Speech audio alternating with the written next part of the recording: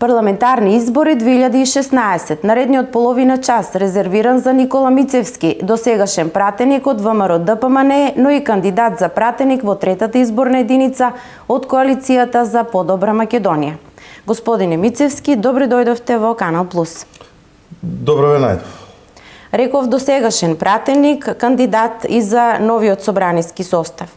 Колку тоа што и досега ја вршевте пратеничката функција, ви одмага или ви помага во актуелната изборна кампања? Па секако дека е плюс целата таа работа, имајќи во предвид дека во изминатиот период од 2014 еве до сега, до пред крајот на 2016 година, бевме активни пратеници кои што одлучуваа во стварањето на буџетите, два буџети на Република Македонија и одредени законски промени кои што се случуваа во изминатиот период.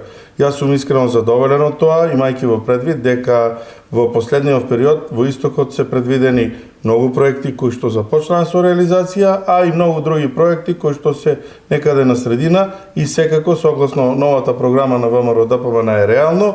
Предвидени се дополнително голем број на проекти за Источна Македонија и секако за нашиот град Штип. Со години и децении наназад, некако ние од источниот регион се чувствувавме запоставени инфраструктурно, но и со отворање, модернизирање разноразни, состојбата се менува на подобро, меѓутоа вашите политички опоненти кажуваат дека недоволно брзо и недоволно ефикасно се менуваат работите на подобро во смисла на повисок квалитет на животот во источниот регион. Говорам за патиштата, говорам за индустриските зони, за вложувањето на странски, но и отварањето на домашни капацитети, се со цел источниот регион како регион кој е на дното на скалата по економска развиеност и благосостојба на ниво на Македонија да се качи малку погоре.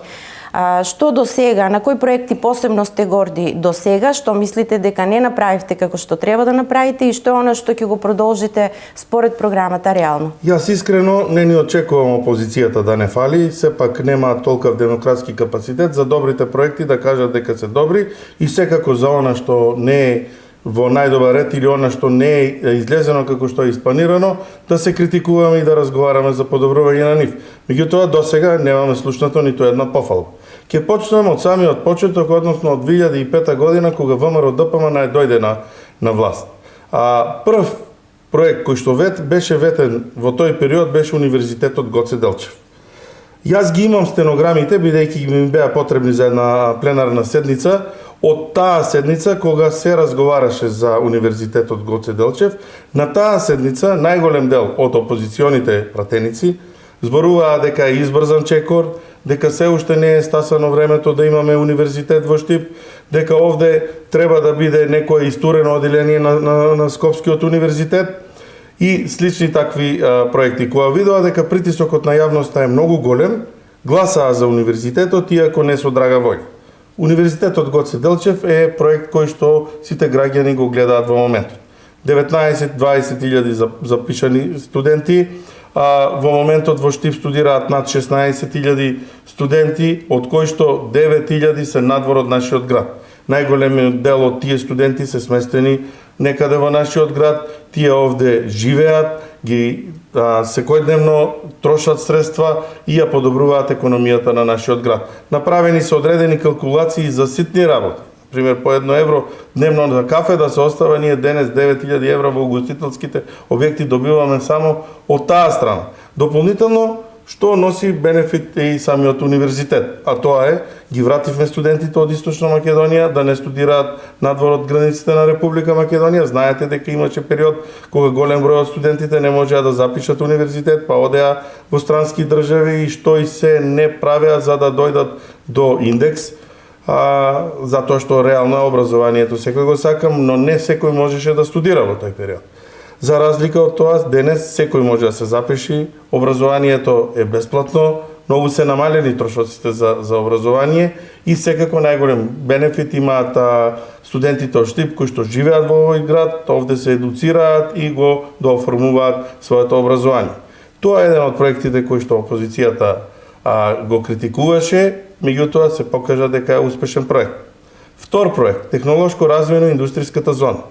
Јас памтам еден мал милион пресконференции одржани пред оградата на Технолошко развојната индустријска зона во периодот кога се уште се правеше инфраструктурата во самиот објект, како дека ВМРО ДПМН сега ги заградува таа пољана за да собере одредени гласови, дека нема ништо да биде од тоа. Меѓутоа, гледате дека повеќе пресконференции опозицијата не држи на тој објект, затоа што Технолошко развојна индустријската зона стана реалност. Во моментот има некаде од 2 до 2.500, не сум точно сигурен за бројот, затоа и оставам еден диапазон на разлика, вработени таму луѓе кои што екзистираат, вадат една корка леп за нив, за животот и за нивните фамилии. Дополнително целата логистика која што ја добиваат од штипски и други македонски предпријатија, кои што даваат поддршка на сите тие странски компании кои што се наоѓаат таму, е исто така за поздравување, затоа што и многу мали и средни предпријатија од Република Македонија и посебно од нашиот град се како кооперанти или содружници кои што помагаат во одреден дел на производството кое што го имаме во индустријската зона. Тоа е втор проект за кој што не слушнавме убави гласови од опозицијата, иако и бројот на невработени се намали и секако голем дел од луѓето кои што останаа без работа од нивната жална транзиција си го најдоа своето место каде што ќе можат да работат и да екзистираат нивните фамилии. Клиничката болница, трет грандиозен проект кој што беше напаѓан до пред некое време од страна на опозицијата. Бевме напаѓани и дека неколку пати се побарани пред неколку избори е ветувано дека таа клиничка болница ќе стане реалност. Меѓутоа, таа клиничка болница имаше во програмата на ВМРО ДПМН, од разни бирократски и други препреки не можеа да се среде целата документација која што беше потребна, имајќи во предвид дека ние имаме скоро на година и пол, 2 избори предвремени, локални, председателски и никако не можеше да стасаме со таа активност. И меѓународниот тендер исто беше дел од причината. Секако, затоа што целиот мониторинг, евалуацијата на целата на целиот проект беше од надворешни меѓународни консултантски служби, кои што исто така дополнително одзедоа одреден временски период за реализација. Меѓутоа, сега имаме почеток на изградба и веќе излезена, значи од темелите и од првиот спрат од подземјата, стигнато е до втори спрат, еден проект кој што ВМРО ДПМН го вети на граѓаните од Источна Македонија, кој што го вети на граѓаните од Штип, се работи за проект од вреден некаде над 50 милиони евра, 50-60 милиони евра, со комплетна нова апаратура, со нов обучен медицински кадар кој што веќе го имаме во клиничката болница и кој што се праќа на едукација. Дополнително планирани се 354 легла во тој објект и ќе биде еден од подобрите во овој дел на Балканот, не само во Република Македонија и секако. Подобро здравство и квалитетно здравство за граѓаните на Република Македонија е приоритет на владата на ВМРО ДПМН заедно со коалиционите партнери. Тоа се дел од тие проекти кои што ВМРО ДПМН во изминатиот период ги вети на граѓаните и се реализирани. ВМРО ДПМН пред секој парламентарни избори и пред секој избори излегува со програма, меѓутоа на крајот, по завршувањето на мандат или доколку се предвремени избори, даваме отчет за сработеното. Најголем дел, над 90% од проектите кои што се вметнати во програмата пред изборието, се реализирани. И граѓаните тоа го гледаат, граѓаните се на крај тие што го ценат и го даваат својот глас. Дали за тие што ветуваат, а не реализираат, како што тоа редовно го прави опозицијата, или дали за тие кои што ветуваат и ги реализираат проектите кои што се ветени од страна на ВМРО ДПМН. Велите дека државата во изминатите 10 години слабо се развива и доколку дојде на власт СДСМ, таа динамика ќе била побрза. Меѓутоа, СДСМ беа на власт, ние не видовме ни П од почетокот за реализација и за решавање на одредени проблеми на граѓаните на Република Македонија. Минимална плата во Република Македонија не постоеше во времето кога СДСМ ја практицираа власт. Значи, јас во тој период бев директор на комуналното предпријатие 2010 година, кога минималната плата беше 5000 денари.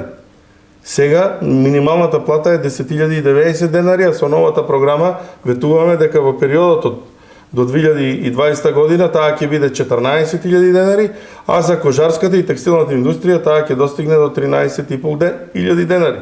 Се сеќаваме на социјалните случаи кога беа разделени во 2-3 групи и кога имаше еден голем број на социјални случаи кои што земаат 300, 500, 800 денари социјална помош. Ние не велиме дека сега социјалната помош е решена и дека тие се доволно средства. Меѓутоа, социјалната помош се зема во една категорија, се плаќаат некаде околу 5 пати поголем износ за социјалната помош и тоа не е решение и не се гордееме со тоа. Доколку успееме да ги намалиме бројот на социјалните случаи, тоа е тоа за кое што се бориме и работиме ние политичарите. Посебно ВМРО ДПМН, кој што во изминатиот период работи на оваа работа. Не остана нешто од СДСМ во 2005 година кога ВМРО ДПМН дојде на власт, за да можеме да продолжиме одреден проект од нив, затоа што немаше проекти.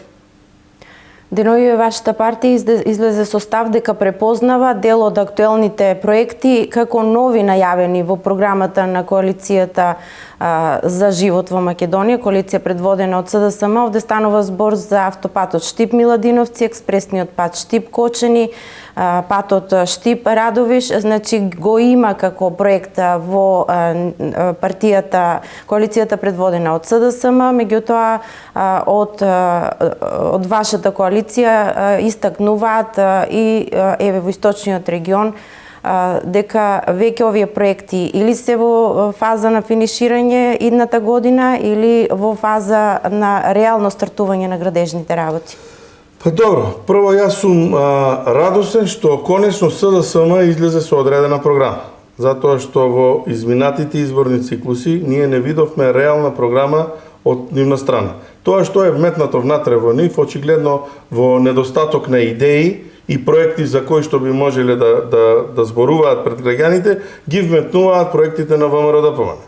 Значи, автопатот Штип-Миладиновци е проект кој што ВМРО ДПМН го најави на големо, со нетрпение беше пречекан од страна на жителите на источниот дел на Република Македонија и посебно на градот Штип, затоа што дополнително ќе го намали за едно 340 километри патувањето до Скопје, временски ќе го намали патувањето до Скопје, безбедносно ќе го зголеми целото тоа патување и тоа е проект кој што е во завршна фаза. Над 90% од градежните работи и од трасата се отворени, најголемиот дел е асфалтирана, аквадуктите и мостовите кои што се предвидени се веќе во завршна фаза, избрани се изведувачи, работат на тој пат.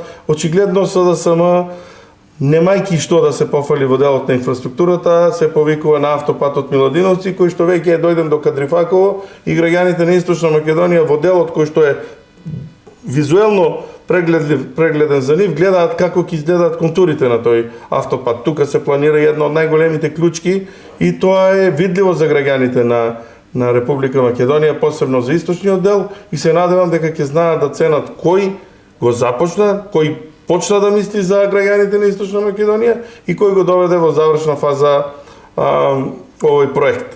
Доколку се надеваат дека проектот ќе може да го препишат како нивен, ако евентуално победат на изборите ја пресечат лентата, граѓаните се свесни кој го гради тоа. Дополнително, јас како пратеник во изминатиот пратенички мандат, сум горд и задоволен што учествував, посебно преку член на Комисијата за финансирање и буџет, во одобрување на средства и изнаоѓање на средства и изгласување на закон за задолжување за експресниот пат Штип-Кочани, за кој што средствата се веќе обезбедени, тендерската документација и постапка е комплетно завршена, значи не зборуваме за проекти. Тендерската документација за почнување со работа и во наредните неколку месеци, во зависност од временските услови, бидејќи се наоѓаме во зимски период, ќе започне со реализација на овој исклучително битен проект за граѓаните од Истокот, односно поврзување на Кочани со нов експресен пат, намалување на времетраењето на превозот, намалувањето на километражата, а секако потоа се продолжува, морам да го спомнам и тоа, значи реконструкција и проширување на патната делница од Кочани, фактички Превалец пред Виница, до бугарска граница, односно до Делчево. Тоа е за тој пат.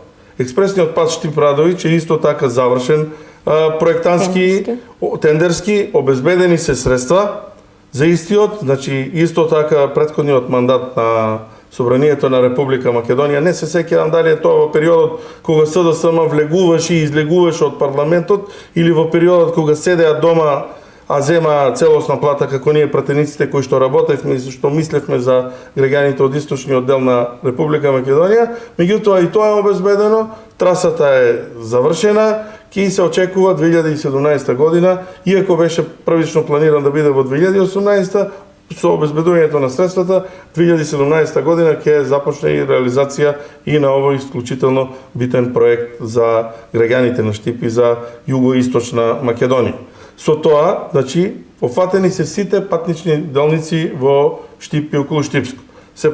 Во завршна фаза е Велес Кадрифаково, односно патот кој што води до Штип. Се започна во завршна фаза автопатот Миладиновци Штип, се прави делницата кон Кочани и морам да напоменам дека Крупиште Злетово дополнително ќе биде реализирана нов патен правец, односно целосна реконструкција на патниот правец кон тој дел од Македонија, односно кон Пробиштип и секако експресниот пат кон југоисточна Македонија, а тоа е патната делница Штип-Радович. Така да силата да се прикажуваат со проекти кои што веќе се во завршна фаза од страна на опозицијата, ќе ја мери народот на Република Македонија, наше е како политичари да пробаме да обезбедиме средства, да направиме проекти, да се истендерира целата таа работа и гледате дека ова за што тие зборуваат веќе е во завршна фаза. Предлагам да направиме мал исчекор од овие најкрупни, највитални проблеми кои заземаат најголем дел од партиските програми, инфраструктурни, вработувањето, економијата. Познат сте во јавноста како спортист, како спортски судија, одбојкарски судија. Во контекст на тоа ретко имаме прилика вака политичар да го поврземе со некој спорт. Во контекст на тоа што е она што спортистите, да речеме, би било подобро за спортистите, за младите, за ветераните, а што се нуди во новата програма на ВМРО ДПМН и коалицијата. Па тоа е еден од мегапроектите кои што нашиот претседател Никола Груевски ги спомна во предизборниот период, кои што се вметнати во самата програма реално на ВМРО ДПМН, која што е напишана на 500 страници. Значи, уште во време на траењето на мандатот на претходниот парламентарен состав се донесоа измени на Законот за игри на среќа и на Законот за добивка, се извинувам, со кој што ќе можеме дополнително да помогнеме на спортските клубови. А тоа е најголемиот проблем кој што го има спортските клубови, федерации и поединечни спортисти кои што по одреден критериум ќе бидат изрангирани кој се може да биде вклучен од тоа, а тоа е да дел од компаниите кои што остваруваат данок на добивка можат да префрлат одреден дел од данокот на добивка директно на федерациите или клубовите кои што од страна на Агенцијата за млади и спорт ќе бидат дадени како клубови, федерации и спортисти на кои што може да им се овозможи помош, односно одредена финансиска донација и тоа е голема помош за клубовите. Ние во изминатата недела имавме овде една средба со спортистите и спортските работници, секако и оние донатори на фудбал, на спортските клубови, кои што изразија задоволство од измените на законот, со тоа што ќе го надминеме најголемиот проблем. Што се предвидува таму? Значи за фудбалот, како еден од спортовите кои што бара поголем број на финансиски средства и начинот на негова организација, може да се дадат до 40% од данокот на добивка во одредена фирма, за кошарката и ракометот до 50% за фудбалот, за кошарката и ракометот како екипни колективни спортови кои што така бараат одредена организација и финансиска поддршка на поголемо ниво, се обезбедени 40% од данокот на добивка на одредена фирма и за одбојката и другите спортови до Поединечни. 35%. Секако овде спаѓаат и федерациите. Конкретно што добиваат финансиерите, компаниите, даночни олеснувања и други бенефиции? Значи, компаниите, доколку имаат, еве ќе земеме еден пластичен пример. Доколку одредена фирма пријави данок на добивка од 1 милион евра. Таа се одоночува на тој 1 милион евра и фирмата треба да плати 10% односно за данок на добивка. Тие 10% се 100.000 евра. Од тие 100.000 евра, во колку одредена компанија сака да инвестира во одреден спорт, например во фудбалот, може 50.000 евра на одредена федерација или фудбалски клуб да ги префрли и ќе бидат рачунати дополнително другите 50.000 евра, ќе ги плати кон државата и со тоа ќе бидат рачунати дека и се платени данокот на добивка кон државата.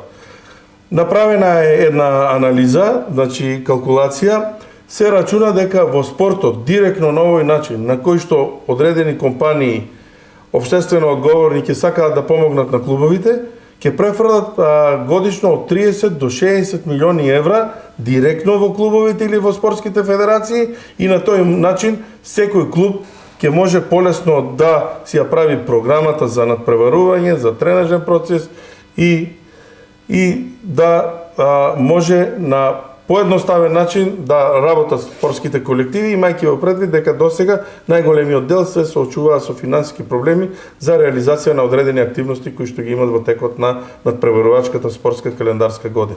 Веројатно овде Спасот го гледаш и Штипска брегалница, нели, со сите Па проблеми не само финансиски. Штипска брегалница, еве, бидејќи јас сум директно вклучен во одбојката, веќе досега 2-3 сериозни бизнисмени од нашиот град кои што јас сакаат одбојката, на кој што пасија има одбојката, побараа разговор со мене за да добијат одредени појаснувања што значи тоа ослободување, односно дозволување да одредени средства од данокот на добивка се префрлат на спортските колективи. Секако, Брегалница е еден од најголемите колективи и еден од топ марк символите на градот Штип ќе се реши со проблемот кој што го има, а тоа е финансирање од страна на локалната самоуправа, а тоа ќе значи дека и ќе се олесни на локалната самоуправа да средствата кои што досега ги одвојуваше за спортскиот колектив Брегалница бидат пренаменети во одредени други инфраструктурни проекти и решавање на одредени проблеми на нашите сограѓани. Господин Мицевски, начнавме и отворивме дел од проблемите, односно проектите за изборите, за вашата политичка предизборна програма.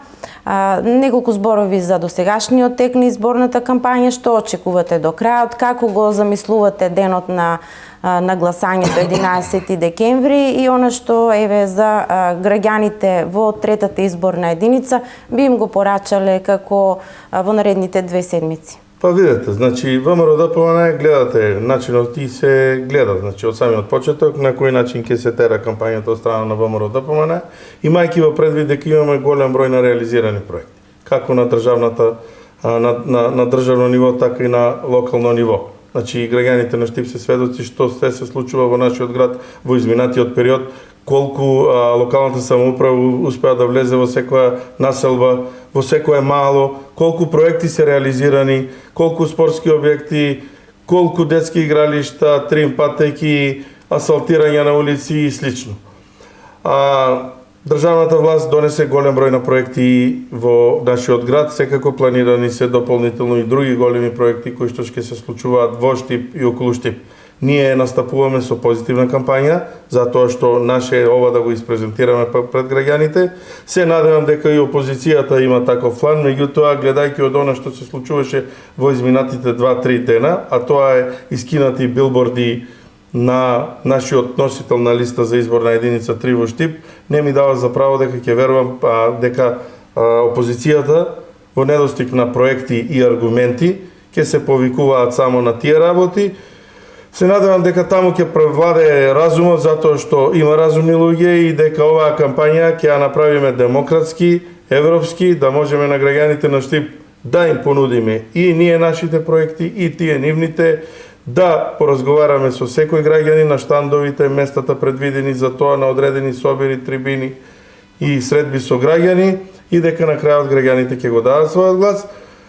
Добро е за сите нас да ова биде мирна кампања, како што ја почнавме во овие неколку денови на самиот почеток и се надевам дека на исти начин ќе заврши, имајќи во предвид дека јас учествував и во изборните кампањи како директен носител на Општинскиот комитет на ВМРО ДПМН во изминатите 4 години. Ние ќе продолжиме на тој начин да работиме и во наредниот период. Се надевам дека ќе не идеме на исто разбирање и на ист начин на кампања и од страна на опозицијата.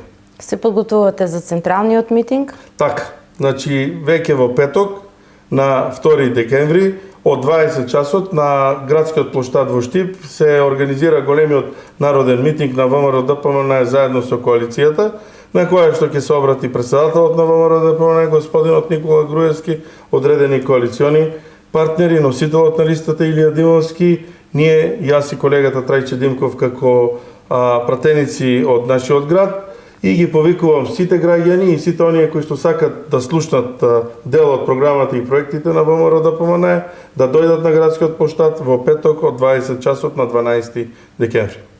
Господине Мицевски, ве благодарам за гостувањето во Канал Плюс. Се надеваме ќе се гледаме за убави работи. Имајте убава кампања, да имаме сите мирни избори. Тоа е она што главно го посакуваат и политичарите, но во крајна линија во корист на целиот народ. Благодарам на поканата, се надевам и јас дека кампањата ќе заврши во мирен тек, за да можеме конечно да се формира влада, значи да се формира политичка влада, а не влада за спроведување на избори, која што веќе минатаа година дена се наоѓа на политичката сцена во Република Македонија и дека таа влада ќе продолжи со реализација на економските проекти кои што ги има предвидено во изминатиот период, затоа што последниве 2 години сме фокусирани на се, освен на економијата и на подобрување на квалитетот на живот на нашите граѓани. Се надевам дека ВМРО ДПМН ќе формира таа влада и ќе продолжиме со еден зголемен интензитет на работа и реализација на проектите кои што ги ветивме на граѓаните, а од кои што во 2014 година добивме доверба за нивна реализација. Се надевам на истата подршка од истите граѓани, дури и зголемена, затоа што ВМРО ДПМН она што го ветува, тоа и го реализира. Граѓаните се сведоци на тоа и се надевам дека ќе го заокружат бројот 1 и името на носителот Илија Димовски за победа на ВМРО ДПМН и коалицијата и враќање во нормален, реален начин на работа на владата и секако на нормален и реален начин на живот и на граѓаните на нашиот град и на Источна Македонија. Едно прашање за оно што предпоставувам ги буни граѓаните и во третата изборна единица посебно е она што опозицијата, односно коалицијата за подобар живот во Македонија го прикажува на своите митинзи. Еден став кој и ги заплашува, меѓутоа посебно и ги збунува граѓаните, тоа е двојазичноста. Она што во источниот регион е специфика е толеранцијата меѓусебна, меѓутоа двојазичноста никогаш не била прашање некоја овде, бидејќи немаме етнички чисти заедници кои наметнуваат такво нешто. Можно ли е во источниот регион децата да учат албански јазик? Значи, видете вака, во изминатиот период имавме моменти кога СДСМ беше на власт и кога без да им кажат на граѓаните направија одредени измени на политиката и на геостратешки на Република Македонија. Значи, 94 година, без да го известат македонскиот народ, го сменија името на државата и рекоа дека тоа ќе трае 2 месеци до влегувањето во Обединетите нации ќе има исправка на тоа. Уште немаме исправка на името на Република Македонија. 2004 година територијалната поделба се направи без најава во Република Македонија. Кичево и Струга од етнички мнозински македонски градови станаа градови во кои што македонец нема да биде градоначелник веќе никогаш, затоа што се припоја големи општини, населени места како Зајас, како Велешта, кон Струга и Зајас кон Кичево и повторно доаѓаме до ситуација кога не беше најавено на граѓаните. Зошто сега да не веруваме дека Заев, кој што од Прилеп излезе и кажа дека двојазичноста е реалност во Република Македонија, дека рамковниот договор е рамка која што е тесна и која што треба да се проширува и дека неговото дете, ако треба ќе учи албански, тоа се најави од Прилеп. Зошто да не веруваме на лидерот на СДСМ дека тоа го планира да го направи во Пекчево и во Дебар, и во Берово, и во Каменица и во Штип.